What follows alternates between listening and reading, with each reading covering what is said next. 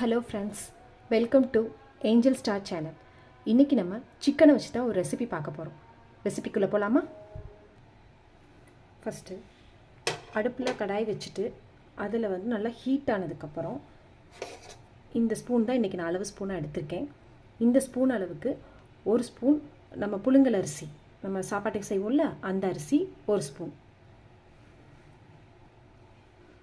இப்போ அதில் ஒரு ஸ்பூன் நான் சேர்த்துருக்கேன். வெறும் கடாயில் இதை போட்டு நல்லா நல்லா வறுத்துக்கிட்டு இருக்கணும்.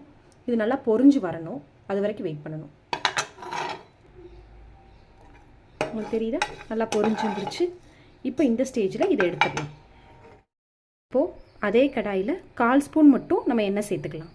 எண்ணெய் சேர்த்துக்கிட்டு இப்போ நம்ம எந்த ஸ்பூனில் அளவு எடுத்தோமோ அதே ஸ்பூனில் தான் இப்போ அடுத்த எல்லா அளவுகளும் எடுக்க போகிறோம். எண்ணெய் சூடானதுக்கப்புறம் வரமல்லி, இது அதே ஸ்பூனில் 3 ஸ்பூன் அளவுக்கு எடுத்து வச்சுருக்கேன். இதையும் அதில் சேர்த்து லேசாக வறுத்துடலாம்.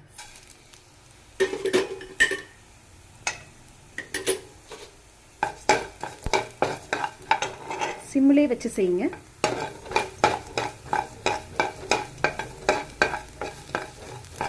லேசாக ஸ்மெல் வந்ததுக்கப்புறம் சீரகம் சேர்த்துடலாம். அதே ஸ்பூனில் 2 ஸ்பூன் அளவுக்கு சீரகம் 2 ஸ்பூன்.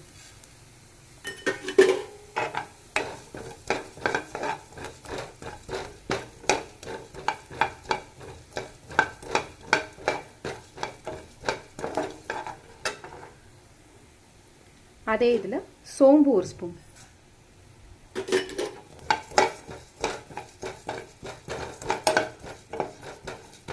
எல்லாமே சிம்மிலே வச்சு செய்யணும்.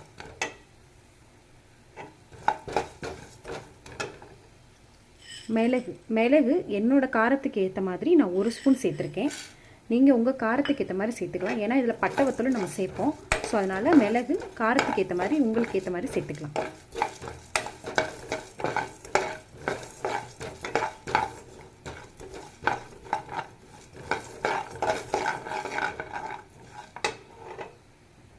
இதில் இப்போது 1/4 ஸ்பூனுக்கும் கொஞ்சம் கூட கசகசா சேர்க்குறேன். இதை வறுக்கும் போதே சேர்த்துடணும்.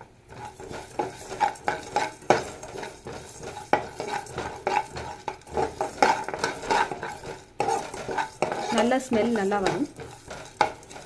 எதுவும் கருகிடக்கூடாது. ஸோ நல்லா ஸ்மெல் வரணும். எல்லாமே சிம்மிலே வச்சு செய்யுங்க.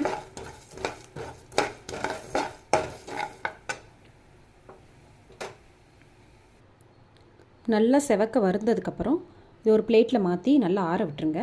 இப்போது அதே கடாயில் ஆஃப் பண்ணிவிட்டு அந்த ஹீட்லேயே 6 வத்த மிளகா நான் எடுத்திருக்கேன், வர மிளகா. அதை நான் போட்டு லைட்டாக ரோஸ்ட் பண்ணி எடுத்துக்கிறேன். இப்போது அதே கடாயில் கொஞ்சோண்டு எண்ணெய் விட்டு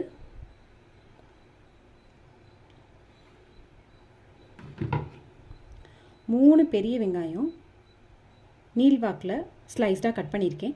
இதை இதில் போட்டு பொன்னிறமாக வதக்கணும். வெங்காயம் நல்லா இந்த அளவுக்கு பொன்னிறமாக வந்ததுக்கப்புறம் ஸ்டவ்வை ஆஃப் பண்ணிடலாம்.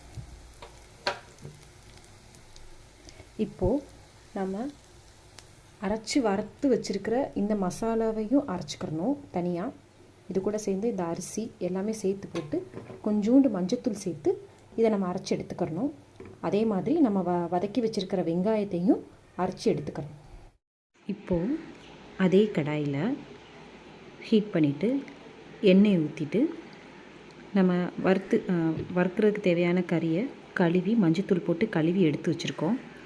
நல்லா எண்ணெய் ஹீட் ஆனதுக்கப்புறம் அந்த கறியை நல்லா கடாயில் சேர்த்துடணும்.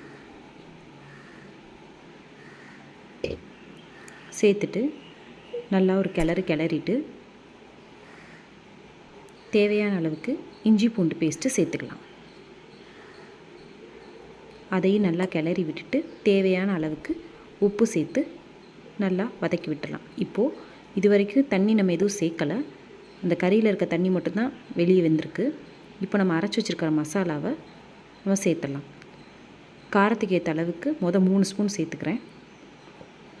உங்களுக்கு தேவைன்னா இன்னும் கொஞ்சம் சேர்த்துக்கலாம். காரத்துக்கு ஏற்ற அளவுக்கு அந்த மசாலாவை நம்ம சேர்த்துக்கலாம். சேர்த்துட்டு நல்லா கிளறி விட்டுக்கலாம். நல்லா கிளறி விட்டுட்டு இப்போது நமக்கு தேவையான அளவுக்கு தண்ணியை ஊற்றி மூடி போட்டு மூடி வச்சு வேக விட்டுறலாம். நல்லா கிளறிட்டு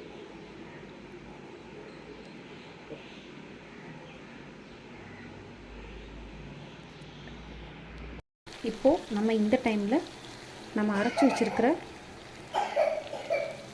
வெங்காய விழுதை சேர்த்துடலாம். இது எல்லாத்தையும் மிக்ஸ் பண்ணி விட்டுக்கலாம்.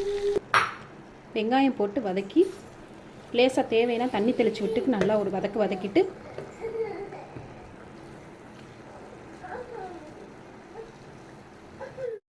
நல்லா வெங்காய விழுதை நல்லா வதக்கி விட்டுட்டு தேவைன்னா லேசாக தண்ணி தெளித்து விட்டு நல்லா வதக்கிட்டு தேவையான அளவு உப்பெல்லாம் கரெக்டாக இருக்கான்னு செக் பண்ணிவிட்டு நம்ம இப்போ இதை சர்வ் பண்ணலாம்.